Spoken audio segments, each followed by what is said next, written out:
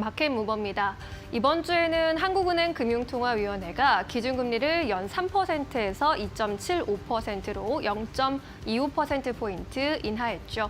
이로써 2년 4개월 만에 기준금리 2%대 시대가 다시 열렸습니다. 기준금리 인하 소식 이후로 성장주에 대한 관심이 다시금 커지면서 성장주 안에서 게임주의 업사이드가 다시 열릴 수 있다라는 전망도 나타나고 있는데요.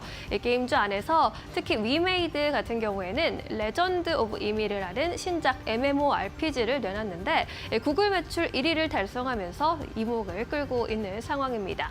이 레전드 오브 이미르는요, 지난 2월 20일에 출시를 했는데 출시 당일에 구글 플레이에서 인기 차트 1위에 올랐고요. 닷새 만에 구글 매출에서 1위를 달성했습니다. 이 게임 뭐가 조금 달랐을까요?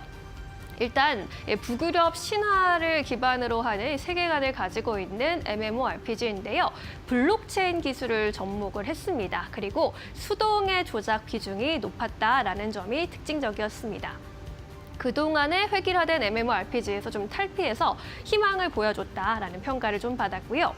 또 게임 내에서 주화의 총 발행량을 제한해서 인플레이션을 방지했다라는 점 역시 주목해 볼 만한 부분이었습니다. 뿐만 아니라 NFI를 도입하면서 거래의 투명성을 확보했다라는 평가도 나왔는데요. NFI, Non-Fungible Item인데 최상위 등급 아이템에 고유 번호를 부여해서 생성 기록과 소유 이력을 블록체인에 저장하는 시스템을 도입하게 된 겁니다. 그동안 사실 MMORPG의 경우에는 과도한 과금 체계 그리고 획일화된 게임 등으로 인해서 유저들에게 좀 외면을 받아왔고요. 또 주식시장에서도 다소 비판적으로 평가를 하기도 했는데요. 이번에 SK증권에서는 이 MMORPG 시장 전망이 긍정적인 방향으로 흘러가고 있다라는 취지의 리포트를 내놓기도 했습니다. 최근에 조 단위의 누적 매출을 창출하고 있기 때문에 이제 MMORPG가 게임사 입장에서 탄탄한 캐시카우로 발전을 할 수 있겠다라는 전망이었고요. 기존에 이제 인기가 많았던 리니지 게임에 이제 문제가 많이 제기된 상황이었죠. 기존의 리니지 라이크의 정형화된 공식에서 탈피를 하게 된다면 이제 MMORPG 장르도 충분히 확장 가능성이 있다라는 것을 확인했다라고 평가하기도 했습니다. 특히 상반기 대비해서 하반기에 올해 신작이 많이 나오게 되고 특히 대작들의 출시가 몰려있기 때문에 점진적으로 마케팅 활동이 전개되면서 활기를 뜰 것으로 기대하기도 했습니다. 올해 출시 예정인 MMORPG 신작을 좀 살펴보면요. 넷마블에서 RF 온라인 넥스를 내놓습니다. 한국과 동남아를 타겟 시장으로 하고요. NC소프트는 아이온2로 사활을 걸 예정입니다. 글로벌 출시 앞두고 있는 상황이고요.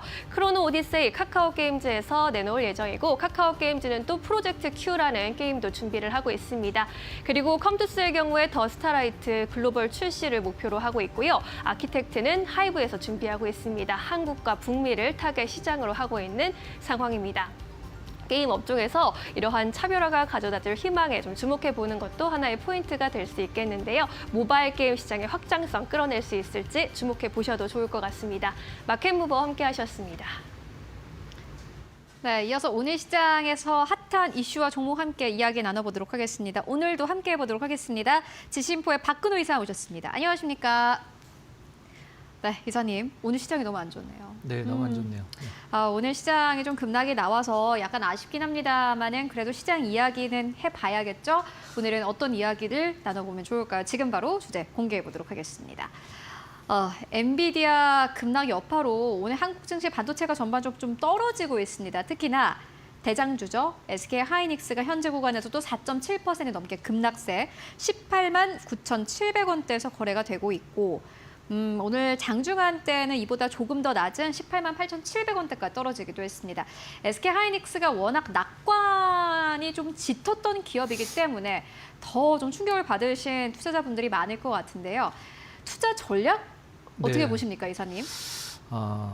과거에 이제 월가에서 한국에는 전 세계에서 가장 싼 주식이 3개가 있다라고 발표를 한 적이 있었어요. 그래요? 네. 반도체에서 하이닉스가 가장 전 세계에서 싼 주식이고, 근데 유틸 쪽에서는 한국전력이 정말 싸고, 이제 통신 쪽에서는 SK텔레콤이 가장 싸다. 그러니까 우리나라에서 싼 게 아니라 전 세계 기업들을 비교를 했을 때. 근데 하이닉스 입장에서는 사실 뭐 엔비디아 때문에 떨어졌다라고 하면 사실 너무 억울하죠. 왜 그러냐면 엔비디아 오를 때 같이 오르고 엔비디아 떨어질 때 같이 맞아요. 떨어지면 그게 문제입니다. 그렇죠. 이제 올라갈 땐 못 올라가고 이제 떨어질 때면 같이 떨어지니까 그게 가장 좀 억울한 편이죠. 실질적으로는. 근데 요거를 이제 엔비디아 흐름을 지금 이제 기사로 이제 그 뉴스플로우가 꼽히는 걸 다 보면 엔비디아 실적 때문에 떨어졌다라는 기사들이 뭐 거의 99%긴 합니다. 100%죠. 근데 이걸 면밀히 이제 뭐 엔비디아의 오늘 이제 어제죠. 시초가랑 그다음에 실적 발표된 후에 시간의 가격들을 좀 약간 종합적으로 봤을 때는 실질적으로는 제가 봤을 때는 실적 때문이기도 하긴 합니다만은 좀 타임라인을 좀 말씀을 드리면 원래는 엔비디아가 우리나라 시간 기준으로 한 새벽 5시쯤 실적을 계속 발표를 했었었는데 어제 같은 경우는 이제 미국장이 우리나라 시간에 6시에 끝나니까 새벽에 그러니까 일단 발표를 하고 시간에서 떨어졌다 올라갔다 굉장히 혼조세였었어요. 근데 어제 이제 밤이죠. 미국장 시작해서 엔비디아 거의 3%를 갭을 띄우고 출발을 했었어요. 그러고 나서 떨어지는 게 언제 가장 급격하게 떨어졌냐면 트럼프 대통령이 일단 뭐 그 관세를 예정대로 진행을 하겠다라고 발표를 했고 그다음에 실업 청구 건수가 굉장히 많이 늘었죠. 거의 10% 정도 늘으면서 시장이 무너지면서 이제 엔비디아가 이럴 때는 가장 많이 오른 주식이 가장 많이 빠지는 게 평균적인 겁니다. 상식적인 일이죠. 근데 하나 이제 엔비디아 쪽에서 좀 약간 시장에서 실망스러운 건 전년 대비해서 뭐 AI 칩 관련돼서 93% 매출이 늘어도 엄청난 거죠. 근데 시장에 집중하는 건 뭐 기사들 많이 보셔서 알고 계시긴 하겠습니다만 총 마진율이 75%에서 70% 줄었다. 70%만 되더라도 사실 바이오 빼고는 거의 뭐 사기에 가까운 마진율인데 73%. 그렇죠. 네. 예. 이게 이제 블랙웨일이 안 나온 상태에서 이제 엔비디아 실적은 이제 우리나라는 이제 1, 2, 3, 4, 5를 끊어가지면 12월 12일까지 이제 끊어가거든요. 이제 바로 전달 1월 달까지 어떤 실적인데 블랙웰이 나왔음에도 불구하고 총 마진율이 안 올라갔다는 거, 그 부분을 시장이 좀 약간 포커싱을 좀 맞춘 것 같아요. 근데 사실 우리가 숫자대로만 주식이 움직이면 사실 그렇게 어렵진 않거든요. 근데 미국 나스닥 지금 전체 퍼가 40이 넘어요. 근데 엔비디아가 이번에 고가권에서 내려오면서 엔비디아가 한 2년 전만 하더라도 퍼가 80이 넘었었거든요. 그래서 너무 고평가가 아니냐 했는데 이제 실적이 쫙 올라오면서 고평가 논란을 해소했죠. 이번에 떨어짐으로써 엔비디아 퍼가 20대 초반까지 떨어졌어요. 근데 월마트도 퍼가 40이 넘는데 과연 이게 비싸다라고 할 수가 있느냐. 물론 지금 당장은 그렇지만 앞으로 이제 실적이 떨어지면 고평가 논란이 나올 수도 있겠죠. 근데 이 부분들은 일단은 뭐 계속 지켜봐야 될 것 같고 시장에서 뭐 도대체 제 입장에서 뭘 바라는지는 좀 약간 궁금한데 얼마나 좋아져야지만 이제 엔비디아 주가가 다시 좀 제자리를 찾을지 그 부분이 좀 중요하고 일단 하이닉스 쪽으로 살짝 좀 넘어가면요. 이 부분은 이제 뒤에서 좀 더 디테일하게 좀 말씀을 드릴 텐데.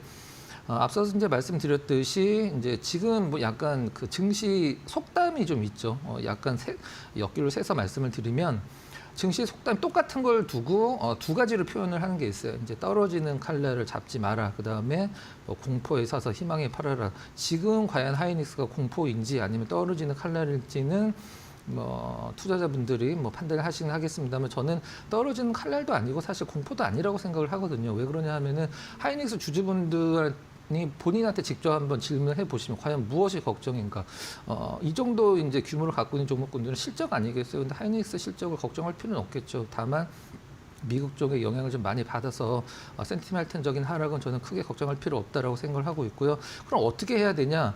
보유자분들은 일단은 뭐 오늘 밤에 열리는 미국 증시에서 엔비디아보다도 마이크론 주가가 훨씬 더 중요하죠. 하이닉스는 마이크론 주가를 쫓아다니니까 그리고 다음 주 월요일 날 우리나라 지수 하루 정도 쉬기 때문에 설령 엔비디아도 이제 뭐 애프터마켓에서는 떨어지진 않았어요. 잘 방어를 했는데 설령 떨어지더라도 우리나라 주식시장 이제 다음 주 월요일 휴장이기 때문에 어느 정도 좀 쿠션 역할을 해줄 거라고 생각을 하고 있거든요. 그래서 저는 일단은 뭐 실적이 우려가 된다라고 하면은 하이닉스 쪽은 걱정할 필요가 없고 다만 외국 어떤 그 빅테크들의 영향을 좀 받는다라고 하면은 한 번 정도 더 기다리고 화요일장에서 떨어지면 저는 그건 받는다라고 좀 표현을 하도록 하겠습니다.